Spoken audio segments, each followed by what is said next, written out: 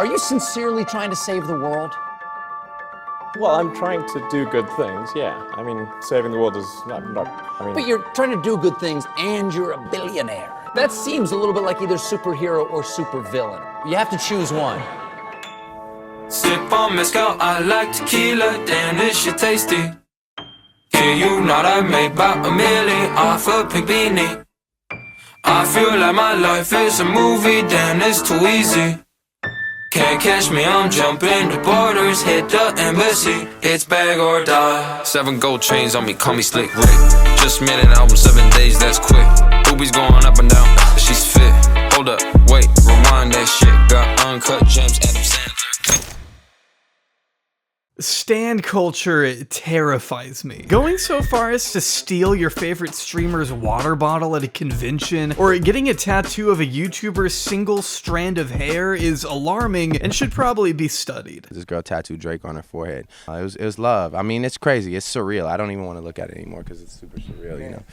Yeah. Celebrity worship, though, is far from a new concept, and truthfully, in small doses, it doesn't have to be a bad thing. To a certain extent, everyone looks up to and draws inspiration from somebody. But an entire subset of the population exalting powerful oligarchs and hailing those at the very top of the societal totem pole as saviors of humanity is what starts to make me a little uneasy, personally. Maybe that makes me crazy, but in my mind, no one else encapsulates this quite better than perhaps the most talked about guy on the planet right now. A tech mogul and multi-billionaire CEO who gained a particularly staunch fan base with his frequent use of Twitter, depicting himself as a reputable genius with big ideas for the future, and revolutionizing the automobile industry with the first ever exploding cars. Making headlines most recently for his acquisition of the biggest mass communication site on the face of the internet. While some say he's the very elitist oligarch his fans claim to despise, others continue to insist he's not like the other girls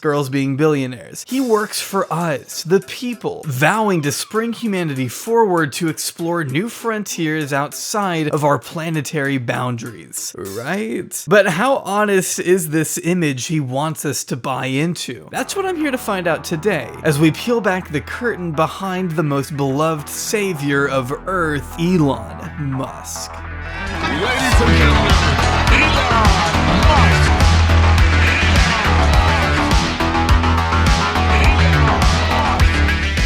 Elon Reeve Musk was born on June 28, 1971 in a capital city of South Africa by the name of Pretoria. Brought up alongside 2 younger siblings by his mother May, a Canadian-born model and dietitian, and his incestuous father Errol, a South African electromechanical engineer, pilot, sailor, consultant, and property developer, meaning it goes without saying that Elon was born into a life of extravagant wealth. A fortune that only grew larger when his father's stumbled upon a golden opportunity to sell the family's private jet to some Italians in exchange for half a Zambian emerald mine, giving the family access to all the emeralds they could have ever wanted. Gems which, interestingly enough, Errol claims to have sold himself, hiring a cutter in Johannesburg and pawning them off along his trips as an engineer across the globe. Though that all depends on who you ask. While Elon was once happy to discuss the mine in 2014, he since denied it ever existing. Not sure what happened there. Maybe he just was a bit forgetful.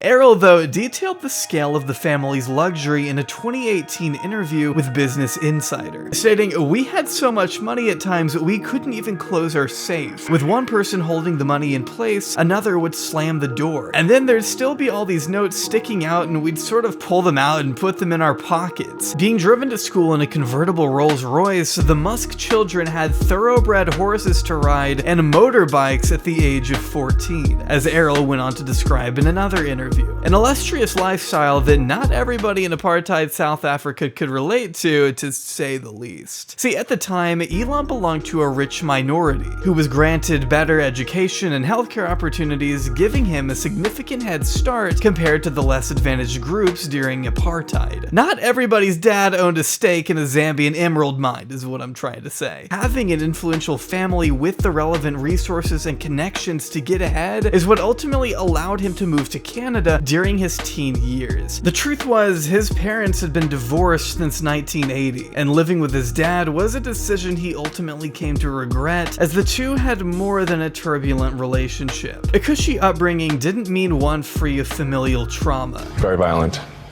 It was not a happy childhood. My father has serious issues.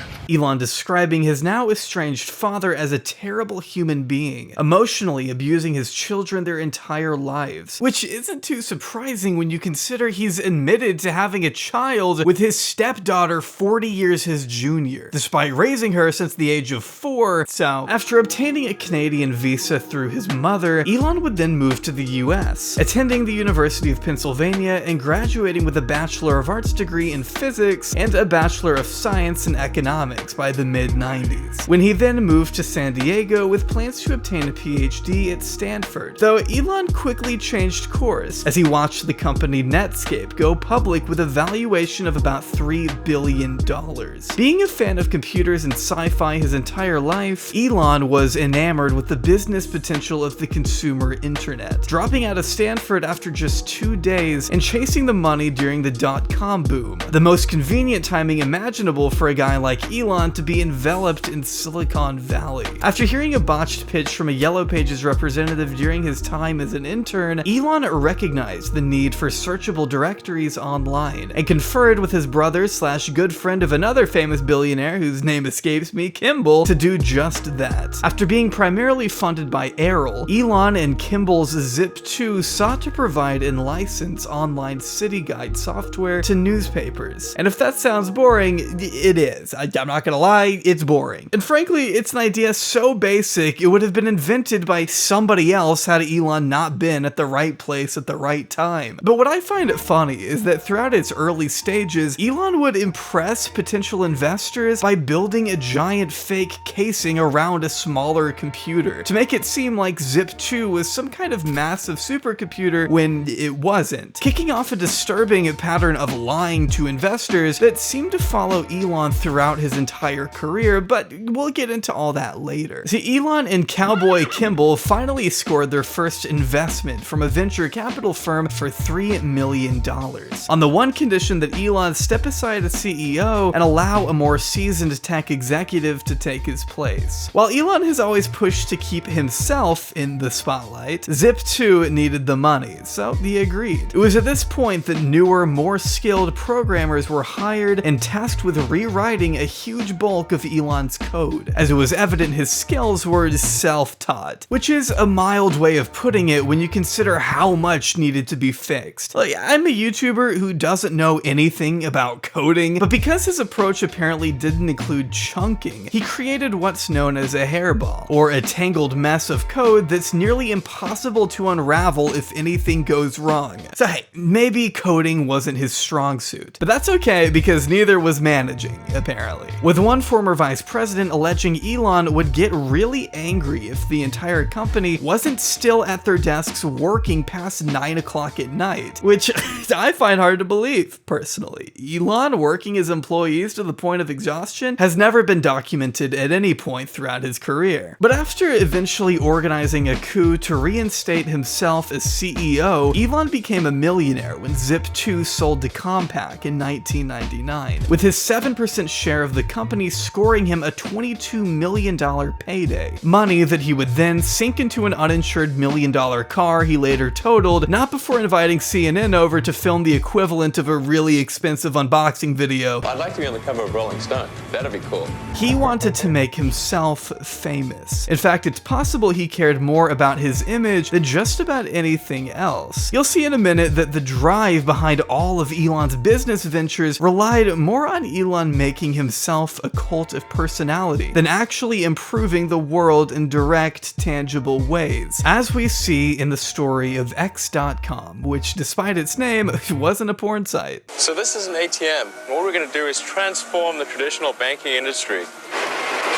I do not fit the picture of a banker. Raising $50 million is a matter of making a series of phone calls. This is where Elon's story gets even more convoluted and dishonest. When going through his list of accomplishments, many incorrectly credit Elon for founding PayPal, when in fact, he didn't. His company X.com merged with another company that had already created and been using PayPal for up to a year prior. While he promised to revolutionize online banking by throwing $12 million at X.com, all he actually managed to do was talk up a big game and make up a bunch of false promises about an online banking software in order to woo investors. The truth was, their technology was faulty at best, with one glaring flaw even allowing users to transfer money from any account in the nation's banking system using only an account number. Employees felt as though Elon had promised the moon and the stars, but had in return delivered nothing close to it. So they were leaving in droves along with one of the co-founders. Struggling to support itself, X.com merged with a competing payment company called Confinity, owned by fellow billionaire and enjoyer of young people's blood, Peter Thiel. He and Confinity received widespread press coverage in 1999 with the launch of PayPal. But despite misconceptions, PayPal was ultimately a product of Confinity, only adopting the name X.com because it was thought to have more marketability than the names Confinity or even PayPal, which was abandoned when early consumers thought it was a porn thing, so they went with PayPal. And it didn't help that Elon was suspected by executive Roelof Botha of not disclosing important financial details to the board, and with the company losing so much money under Elon, more and more people there were questioning his decision making. So they organized a coup to overthrow him as CEO and replace him with Bloodman Thiel. It worked, and Elon was removed from his executive position at PayPal while on his way to Australia, cutting his honeymoon a little short. As for PayPal, both of these nuts justified the decision by claiming it would have killed the company if Elon stayed on as CEO for 6 more months. Though Elon still kept his stake in PayPal and made about $180 million when it sold to eBay in 2002. He cashed out, but I cannot emphasize enough how little he actually had to do with making the company a success. And he certainly wasn't a founder despite going to extreme lengths to make you think he was. But at least Elon only did this once,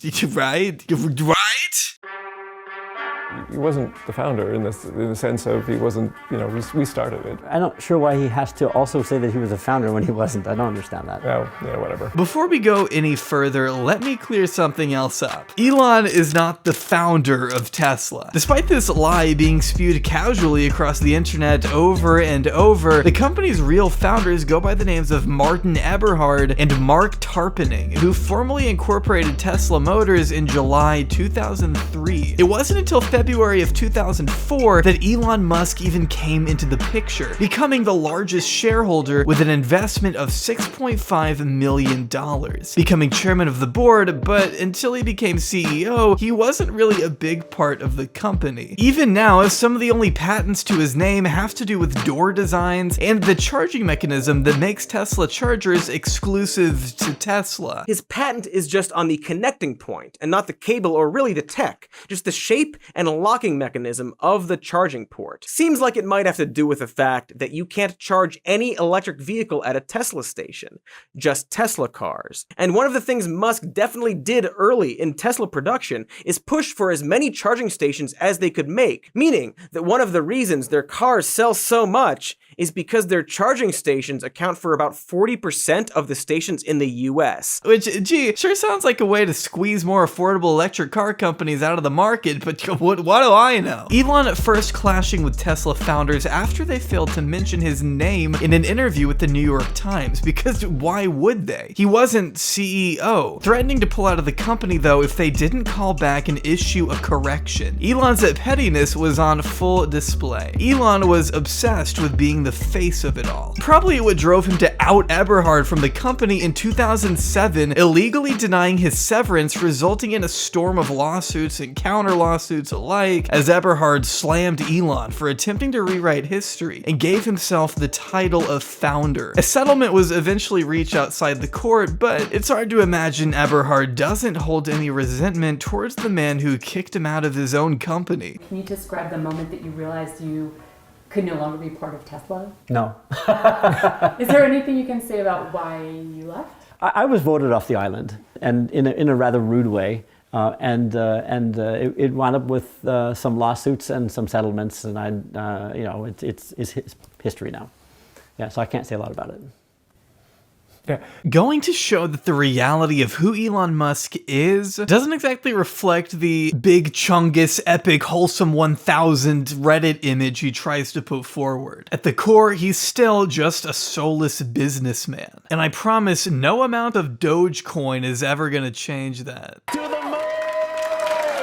So let's focus on ways you can actually get money, with the help of today's sponsor, Upside. Upside is an app that allows you to earn cash back on essential purchases you'd already be making. It just puts money back in your pocket as you shop normally. Just choose from a range of offers near you to get the most value on gas, groceries, or dining out. I personally used it while buying gas today and ended up getting 13 cents per gallon back without having to do anything but scan the receipt. It's that simple. A win-win for both you and the store you're buying from. In comparison to credit card rewards or loyalty programs, you can earn 3 times more cash back with Upside. Cash out at any time to your bank account, PayPal, or an e-gift card for Amazon and other brands. There's no limit on how much you can earn, which I consider a huge upside.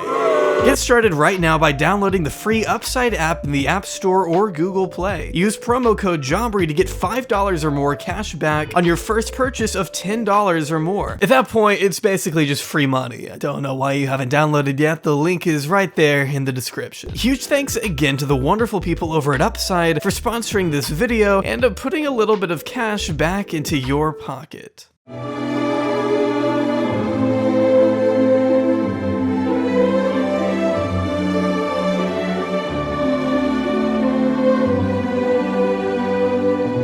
With Elon at the helm, Tesla has long pioneered the automobile industry by producing accessible and affordable electric vehicles that are both safe for the environment and available for the everyman to enjoy. Assuming the everyman can afford a $50,000 car, but hey, they help the environment, right? Oh, mining lithium for Tesla batteries causes soil degradation, water shortages, biodiversity loss, and literally increases global warming? Damn, well, at least Elon sold them anyway, despite knowing Model S batteries tended to break down and catch fire in 2012. It was also reported in 2017 that 90% of Teslas that rolled off the assembly line came with some kind of issue that needed to be fixed retroactively. Some buyers reported their cooling system was cobbled together with planks of wood, while other anecdotal testimonies revealed a trend of cosmetic issues even on their most expensive trims. In 2020, Tesla users reported an outage that prevented them from getting into their vehicles. The range of the Model S was once beaten out by another electric vehicle literally made out of trash. The autopilot was once so unsafe that you could bypass the safety feature by shoving a piece of fruit into the steering wheel. The panel gaps are obvious, the plastic is often loose, and the bumpers have been known to fall off in the rain. The NHTSA has opened up at least 35 investigations into Tesla's autopilot after being involved in over 400 accidents since July 2021. Lawsuits continue to pile up over Tesla's apparent phantom braking. Fires involving lithium-ion batteries are notoriously hard for firefighters to extinguish, which is especially unfortunate when you consider Teslas catch fire so often that there's an entire category on the Tesla Wikipedia dedicated to such incidents. Spontaneously catching fire in the store, causing house fires when parked in the garage, even bursting into flames while being washed, with Tesla fires ultimately being responsible for over 30 confirmed deaths. Which doesn't fill me with confidence personally. Really nothing more than a death trap masquerading as a cheap status symbol, which is one of the very few genuine accomplishments to Elon's name. He took the electric car mainstream. At the very least, you could say Tesla's popularity has forced other car manufacturers to pursue their own electric models, most of which seem way more promising than whatever the fuck is going on at Tesla, a company so notorious for OSHA violations. I probably could have made this entire video solely about their horrible working conditions.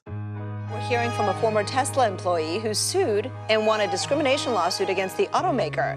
ABC News reporter Rebecca Jarvis has more on the racial abuse he endured. On April 16th, 2018, a nonprofit investigative journalism site by the name of Reveal News published the results of an investigation that discovered a rampant slew of employee injuries at Tesla's Fremont, California factory that had gone unreported after the company claimed to have made the factory safer than it used to be. Now, I don't know if you knew this, but not reporting a guy's inhalation injuries from breathing in toxic glue doesn't mean it didn't happen. In fact, failing to log serious injuries on government-mandated reports to make your company look safer than it actually is illegal. But right as this investigation was made public, Elon spouted off on Twitter. The problem is journos are under constant pressure to get max clicks and to earn advertising dollars or get fired. After journalist Jessica Huseman reminded him that Reveal News was a nonprofit that doesn't have advertisers, Elon suggested they're all rich kids in Berkeley who took their political science prof too seriously. Tesla going on to smear Reveal News as an extremist organization working directly with union supporters to create a calculated disinformation campaign, even though Reveal was just the messenger, basing the report on medical documents, OSHA records, 911 calls, and Tesla's own injury logs, speaking with 5 former members of the Tesla safety team, along with dozens of other former and current employees. Some were union, but others weren't. Employees who described a chaotic factory floor where speed trumped safety. It's been reported that workers were crushed by forklifts, burned in electrical fires, sprayed with molten metal, and sliced by machinery named after X-Men characters. And that's just according to the ones they reported, which amounted to about 722 total injuries in 1 year, or roughly 2 a day. Even over a year later, Tesla still had 3 times as many OSHA violations as the 10 largest US plants combined, which may have had something to do with the lack of yellow hazard marks around the factory. As the Reveal article alleges, concerned about bone-crunching collisions and the lack of clearly marked pedestrian lanes at the plant, the General Assembly Line's then lead safety professional went to her boss, who she said told her Elon does not like the color yellow, along with him also supposedly personally disliking the sound of forklifts backing up. Pretty insane claims Elon has since denied in the same breath as threatening to take away stock options from union workers, which landed him in court. If someone said Elon doesn't like something, you were concerned because you could lose your job, stated the former environmental compliance manager. So not only have employees blamed the unprecedented number of injuries on Elon's supposed relaxed approach to safety, but Tesla didn't even report all of it. When injuries were brought to light on a public scale, however, Elon promised to personally meet with all the injured employees and even visit the floor of the Tesla factory to do their jobs for them, which would have been cool if he had ever actually done it. And this was all before making his employees return to work at the height of COVID, resulting in an outbreak, defying public health orders and causing 450 plus cases at his own factory in 2021 is far from his initial prediction that there'd be 0 new cases of COVID by April 2020. And while it's worth noting Tesla isn't the only car manufacturer known for this kind of unethical activity, it's also important to keep in mind we don't worship other tech or car CEOs as such brilliant architects of the future who will bring humanity to the next step by installing chips in our brains or whatever. In a lot of ways, it's kind of like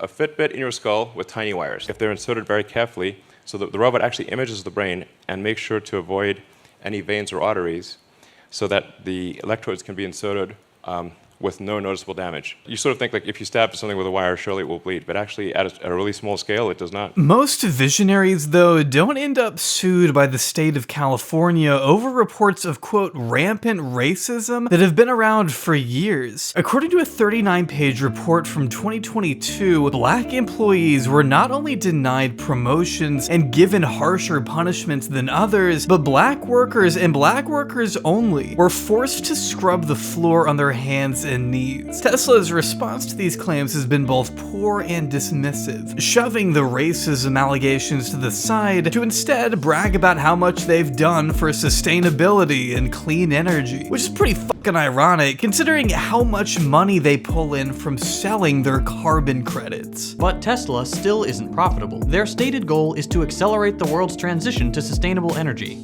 But Tesla's actual strategy is exploiting well-meaning government climate programs. Look at carbon credits. Government permits to emit a certain quantity of greenhouse gases. Companies earn carbon credits for reducing emissions and have to spend them when they emit too much. Tesla earns a lot, then sells them to other companies, erasing whatever progress Tesla made. The boost from selling carbon credits led to some of the only profitable quarters Tesla had ever had. So they're basically monetizing pollution. Pollution that Elon has most definitely contributed to with his rocket-related vanity projects. When he can even get them approved for launch, that is. One being denied in 2020 after the FAA cited a tweet from Musk himself where he predicts a 1 in 3 chance of success. Get this, he launched anyway, and the rocket blew up. I mean, what are we even doing at this point? But who cares? Tesla and SpaceX are thriving. Tesla's value being so high, in fact, that it can never fail, I think. Actually, it's been reported as one of the most overvalued companies in the world because it's seen as a tech company, not a car company. It's why they've got such a lead on Toyota, for example, despite having to recall so much of their inventory. But at least Elon has some great ideas on how to revolutionize the way we get around. Traffic is soul destroying. It's like acid on the soul. It's horrible. This is, I think, finally, there's something that I think could solve the goddamn traffic problem. After finding himself stuck in traffic one day in 2016, Elon envisioned a bright future where people could travel in a less congested environment, vowing to instill a safe, earthquake-proof underground network of tunnels to help you get from point A to point B in reduced time. And if you're thinking, hey, that sounds a lot like a subway, you're right, except these are only for Teslas and can only take on a fraction of the people a subway can carry, described as a dangerous and uncomfortable death trap by people that have actually used it. Oh my, there's a traffic jam. Oh, you know what? When it's busy with new people constantly, it's not too bad.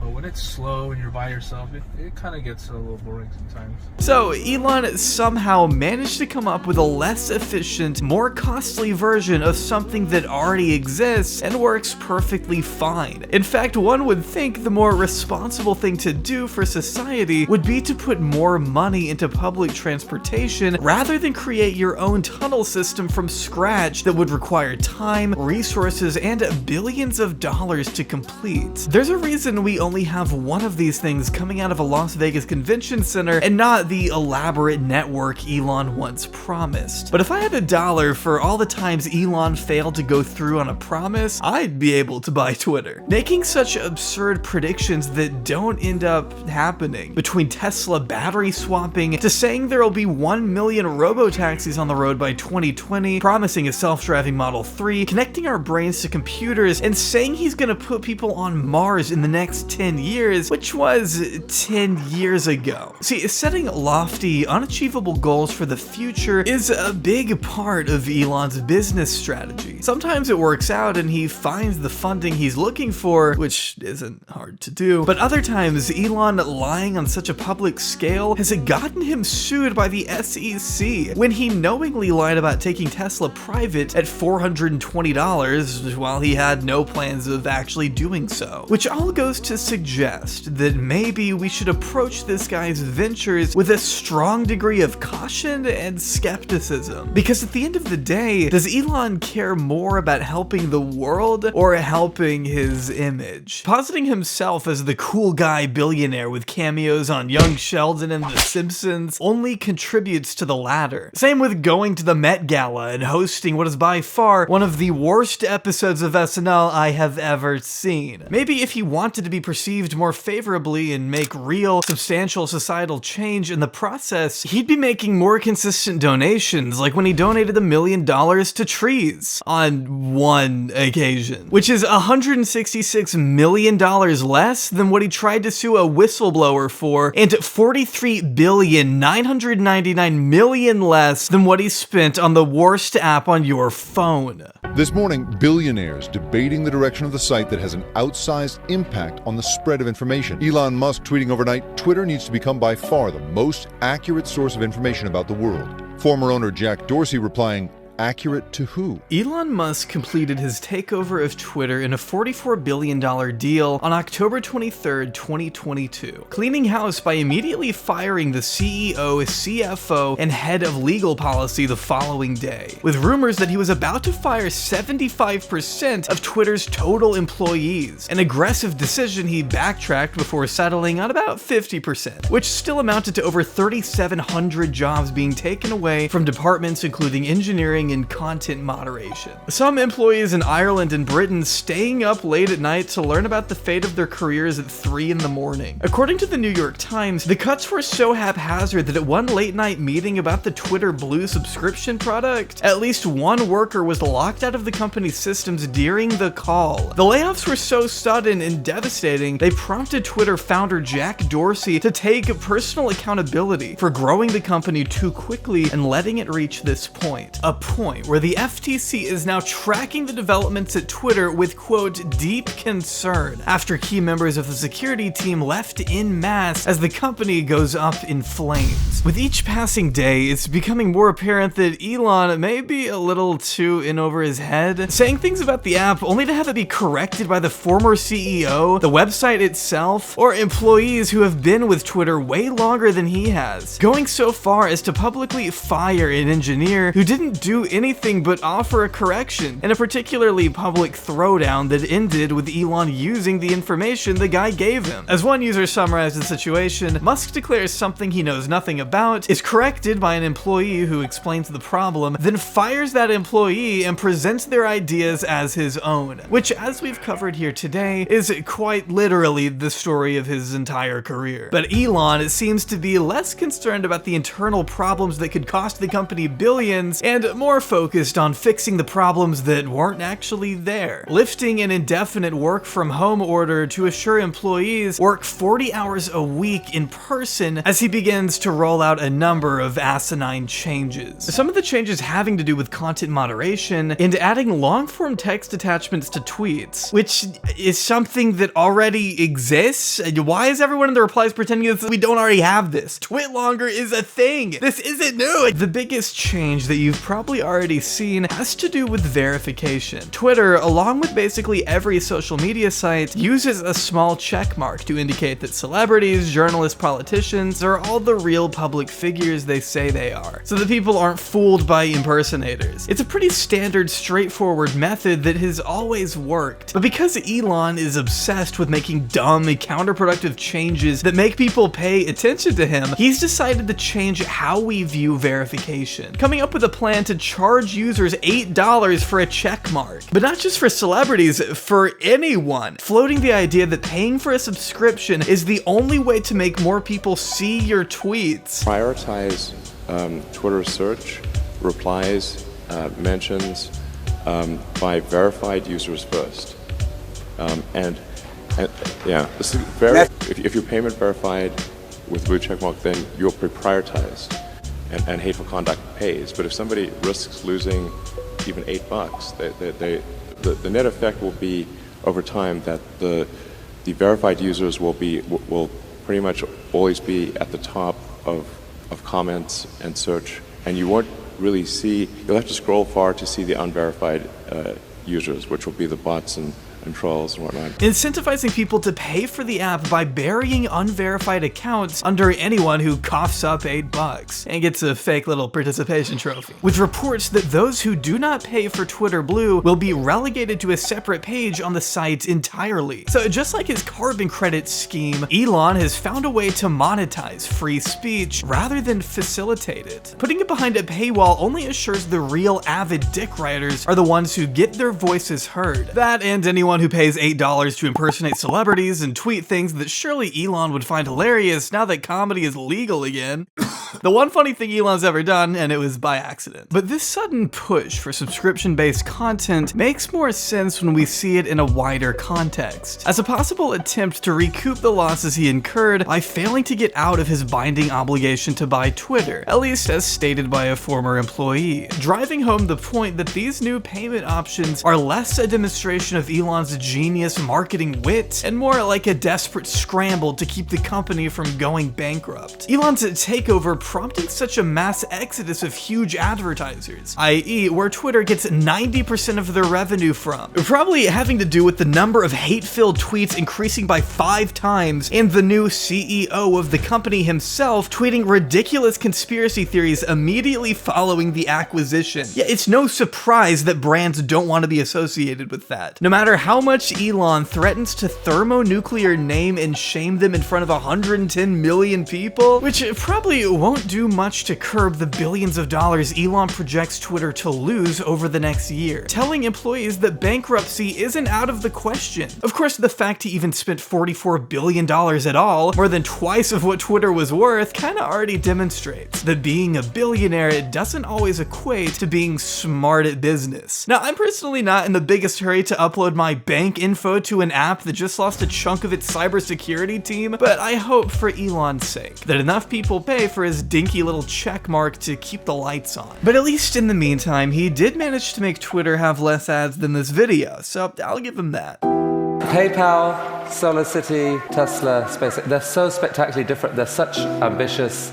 projects at scale. How on earth has one person been able to innovate in this way? What is it about you? Despite everything we've talked about, Elon Musk is still one of the most liked and respected people on the planet. His quirky, casual internet status setting him aside from the group of other elitists who don't have a fraction of the support Elon both enjoys and exploits. His army of unrelenting fans is like a weapon he uses against the people who slightly criticize him. Like the time he baselessly accused a journalist of taking bribes for Tesla short sellers, or at the time he called a British diver leading the charge to save a group of boys trapped in a cave a pedo guy, paying to find dirt on the man when all he did was refuse to accept Elon's submarines he didn't think could work. Maybe I'm in the minority on this, but threatening to sue a Tesla whistleblower for $160 million is far from preserving free speech. So is attempting to bribe a 17-year-old kid with a Tesla for operating a Twitter account publicly tracking all of your flights, or at the time he allegedly offered a flight attendant a horse after he supposedly exposed himself to her during a massage. Incidents that go completely disregarded or forgotten by his obsessed zealots who soy face at the mere mention of Elon on Rick and Morty or Iron Man or Star Trek. Elon will always be able to preserve his relatable image by annoyingly buying stankmemes.com and posting a stock meme, or posting a Harambe rap song to SoundCloud in 2019, or charging $69,420 for a car, or manipulating the market with a stupid shit coin. See, Elon's cult following comes from the delusional assertion that despite being the richest man alive, he's just like us. He's a guy you'd smoke a joint with, using his goofy antics to distract from who he truly is at his core. A greedy, rich oligarch who evidently doesn't care much about the safety and livelihoods of the people he employs, or even whether or not the people on the first voyages to Mars live or die for that matter. What makes you think this guy would ever care about you?